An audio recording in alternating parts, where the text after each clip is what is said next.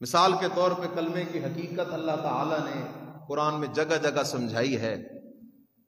دور نہ جاؤ، آیت الکرسی دیکھ لو، وہاں اللہ کلمے کی حقیقت سمجھا رہا ہے. بسم اللہ الرحمن الرحیم. اللہ لا الہ الا هو الحی القیوم لا تأخذہ سنۃ ولا نوم لہ ما فی السماوات وما فی الارض من ذا الذی یشفع عنده الا باذنہ یعلم ما بین ایدیہم وما خلفہم ولا یحیطون بشیء من علمہ الا بما شاء وسع کرسیہ السماوات والارض ولا یئودہ حفظہما وہو العلی العظیم. آیت الکرسی کی فضیلتیں تو بڑی ہیں، ذرا حقیقت بھی سننا میرے عزیز. اللہ کہتے ہو میرے بندو، اللہ وہ ذات ہے، لا الہ الہ کوئی نہیں، حاجت روا کوئی نہیں، مشکل کشا کوئی نہیں، داتا کوئی نہیں، دستگیر کوئی نہیں، اللہ مگر صرف اکیلا اللہ. اللہ دلیل کیا ہے؟ اللہ نے دلیلیں دینی شروع کر دی.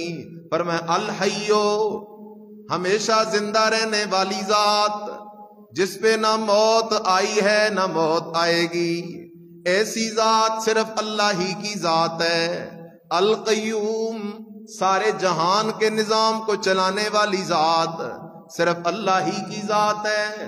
لا تاخذہ سنۃ، جسے اونگ بھی نہ آئے، ایسی ذات صرف اللہ کی ذات ہے. ولا نوم، جسے نیند بھی نہ آئے، ایسی ذات صرف اللہ کی ذات ہے.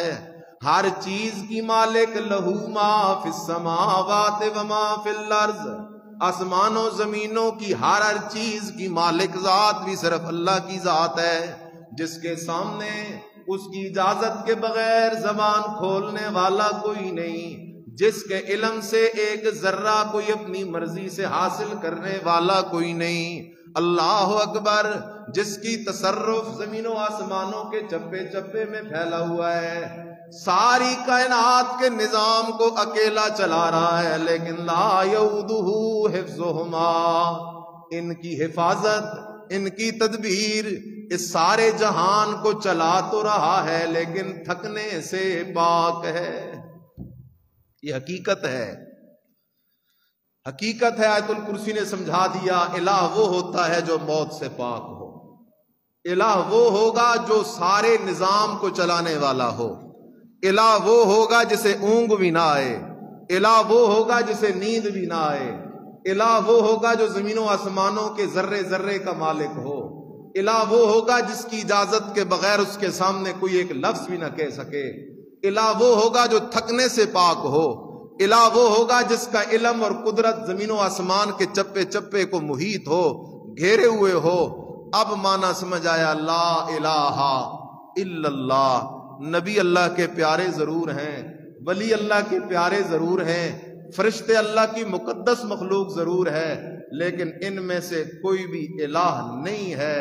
الہ، معبود، مسجود ذات صرف میرے اللہ کی ذات ہے. اب اس حقیقت کو سمجھ کے جو بندہ کلمہ پڑھے گا، اس بندے پہ اللہ کی رحمتیں آئیں گی.